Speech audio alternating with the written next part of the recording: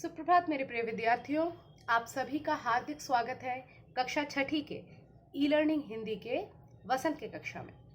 तो विद्यार्थियों, आप लोगों को जैसा कि मालूम है कि हम लोग टिकट एल्बम नामक पाठ को पढ़ रहे थे, उसी की चर्चा को जारी रखते हैं। हम लोगों ने पढ़ लिया था कि लोग किस प्रकार से पहले नहीं, लोग नहीं, राजप्पा के ऊपर किस प्रकार से धुन सवार थी टिकट जमा करने की।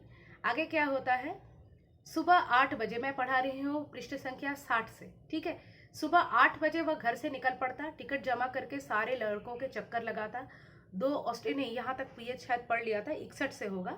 हाँ, तुम्हारे घर में जो प्यारी बच्ची है उसको मुझे दे देना बोला था ना कि इस एल्बम के बदले में मुझको ये दे देना। जब सरपंच के लड़के ने उससे एल्बम मांगा था, वो पढ़ लिया था हमने पोर्शन।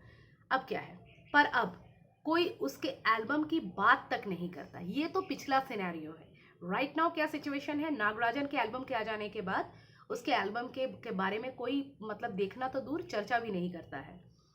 और तो और सब उसके एल्बम की तुलना नागराजन के एल्बम से करने लगे। अब जब 2 एल्बम हो गए तो बच्चे क्या करने लगे, तुलना करने लगे कि कहाँ उसका एल्बम, कहाँ इसका एल्बम, इसमें क्या टिकट है, उसमें क्या टिकट है। इस तरह से कंपैरिजन करने लगे। It was not possible previously, because उन्होंने और कोई एल्बम देखा ही नहीं था। एक ही एल्बम था, वो उसका एल्बम था, तो उसी के एल्बम को देखते थे, ठीक है। सब कहते हैं राजप्पा का एल्बम फिसड्डी है। आप लोग ऐसे टर्म्स यूज करते हैं ना, फिसड्डी, यानी कि ये तो उसके सामने एकदम पासी टाइप का है, तो कुछ भी नहीं है। पर राजप्पा ने नागराजन के एल्बम को देखने की इच्छा कभी प्रकट नहीं की। उसको इतना गुस्सा आता था कि एक बार देख लूं कि उसने क्या किया है, तो मैं थोड़ा अगर अपने में इम्प्रूव कर पाऊं, ऐसा बिल्कुल नहीं। उसने देखा भी नहीं। बच्चों में होती है ना, जलन हो जाती है। शायद अगर वो देख लेता तो वो समझ जाता कि उसके एल्बम में और क्या उसको करने की ज़रूरत है, लेकिन उसने कभी देखा ही नहीं। उसको इतना गुस्सा आया लोगों के इस तरह के बर्ताव से कि उसने कभी भी जो है एल्बम को देखा भी नहीं। उसके एल्बम को मांग कर कभी देखने की इच्छा भी नहीं प्रकट की। लेकिन जब दूसरे लड़के देखते तो नीची आंखों से देख लेता, देखता, अगर वो उसको बोलेगा कि दिखाओ तुम्हारा एल्बम, तो उसके सामने उसकी हिंदी नहीं हो जाएगी, उसका नाक नहीं कट जाएगा। तो इसलिए वो क्या करता कि नीची आंखों से देखता जब दूसरे बच्चे देखते, लेकिन खुद कभी मांग कर उसने नहीं देखा। That's a kind of ego which was going on between them. तो सचमुच नागराजन का एल्बम बेहद प्यारा था, उसकी भी यही राय है। पर राजप्पा के पास जितने टिकट थे नागराजन के एल्बम में उतने नहीं थे। पर खुद उसका एल्बम ही कितना प्यारा था। एल्बम का प्रेजेंटेशन ही दूसरे तरह का था, बड़े व्यक्ति ने बनाया है, ठीक है, मिच्योर थिंकिंग है, और ये डेली कलेक्ट करके बना रहा है। तो इसमें मेहनत की दाद है। ये कैसे है बोलो तो, जैसे machine made clothes and hand made clothes, इसमें मेहनत ज़्यादा है, समय ज़्यादा लगता है, बुनावट उतनी अच्छी नहीं होती है, देखने में उतना अच्छा नहीं लगता है, लेकिन इसमें अलग प्यार होता है जो कि मशीनी कपड़े में नहीं होता है। It's like that only. तो उसके बाद क्या हुआ कि पर खुद उसका एल्बम कितना प्यारा था, उसे छू लेना ही कोई बड़ी बात थी। इस तरह का एल्बम यहाँ थोड़ी मिलेगा, ये तो बाहर से आया है। एल्बम के पहले पृष्ठ पर मोती जैसे अक्षर में उसके मामा जी ने लिख भेजा था, A.M. नागराजन। एल्बम के पहले पृष्ठ पर उसके मामा जी ने एकदम मोती जैसे अच्छे अक्षर में, अच्छे हैंडराइटिंग में उसका नाम लिख करके उसको गिफ्ट किया था। क्या नाम था उसका? A.M. नागराजन। अगर आपको प्रश्न आता है कि नागराजन का पूरा नाम क्या था, तो आपको लिखना पड़ेगा A.M. नागराजन, ठीक है। इस एल्बम को चुराने वाला बेशर्म है। ऊपर लिखे नाम को कभी देखा है? यह एल्बम मेरा है। जब तक घास हरी है, कमल लाल, सूरज जब तक पूरब से उगे पश्चिम में छिपे, उस अनंत काल के लिए यह एल्बम मेरा है, रहेगा। ये चीज़ नागराजन ने खुद ऐड कर दिया था। उसके मामा जी ने उसका नाम लिख करके उसको गिफ्ट किया था। और बाकी ये जो टैगलाइंस है कि इसको चुराने वाला बेशर्म है, जब तक यूनिवर्सल ट्रुथ सारे बाकी रहेंगे, तब तक अनंत काल तक ये मेरा एल्बम है, that thing was written by him. Actually उसके अंदर भी थोड़ी बहुत घमंड आ गई थी इस बने बनाए चीज़ को पा करके। अचानक से जब वो राजप्पा से ऊपर हो गया था सबके नज़रों में, ही हैड बिकम फेमस, तो उसके अंदर भी थोड़ी सी घमंड आ गई थी। लड़कों ने इसे अपने एल्बम में उतार लिया, और लड़कों ने उसके इस हैंडराइटिंग को, उसने जो लिखा था उसको अपने कॉपी में नोट कर लिया। बचपना है, आप लोग भी करते हैं। लड़कियों ने झट कॉपी और किताबों में टीप लिया, लड़कियों ने भी कॉपी किताबों में लिख लिया। तुम लोग यह नकल क्यों करते हो, नकलची कहीं के। राजप्पा को बहुत गुस्सा आता है, इतना क्या उसके एल्बम में है कि उसका लिखा हुआ हर एक चीज तुमको लिखना है। सब चुप रहे, पर कृष्णन से नहीं रहा गया। सभी चुप रहे, लेकिन कृष्णन नाम का लड़का वो चुप नहीं रह पाया। उसने बोला, जा जा जलता है, ईर्ष्यालु कहीं का, तू ईर्ष्यालु है, जलता है तू, इसीलिए तो तुझे गुस्सा आता है, हम लोग नोट करते हैं इसलिए। मैं काहे को जलूं, जले तेरा खानदान।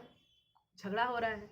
मेरा एल्बम उसके एल्बम से कहीं बड़ा है, mine is better than yours. Rajappa ने शान बखारी, अपने आप में ही शान बखार दिया। अरे उसके पास जो टिकटें हैं वह है, कहीं तेरे पास सब क्यों, बस एक इंडोनेशिया का टिकट दिखा दो।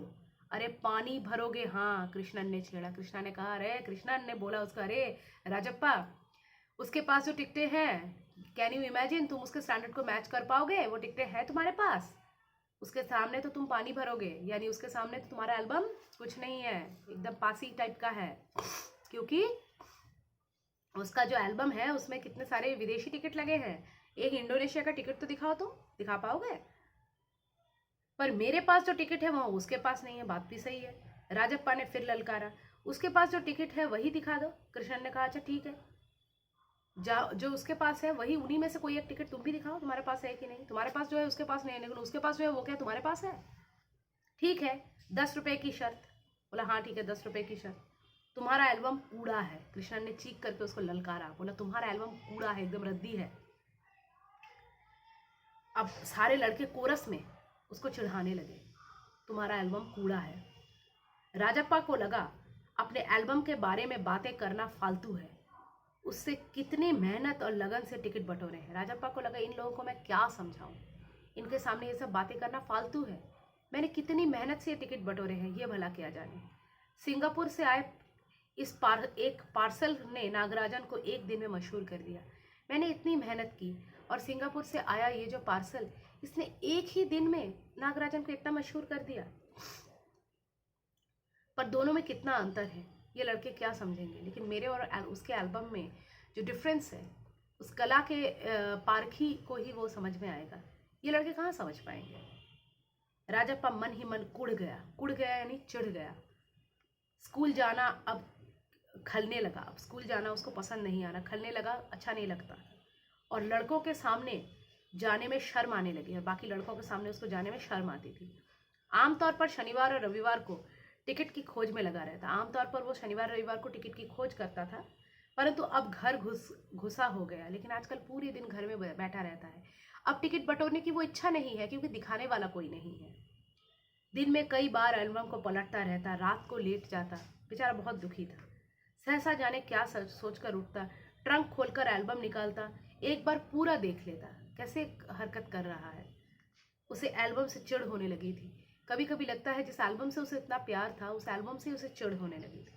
उसे लगा एल्बम वाकई में कूड़ा हो गया। उसे लगा अब मेरा एल्बम वाकई में कूड़ा हो गया है, अब इसे कोई पूछेगा नहीं।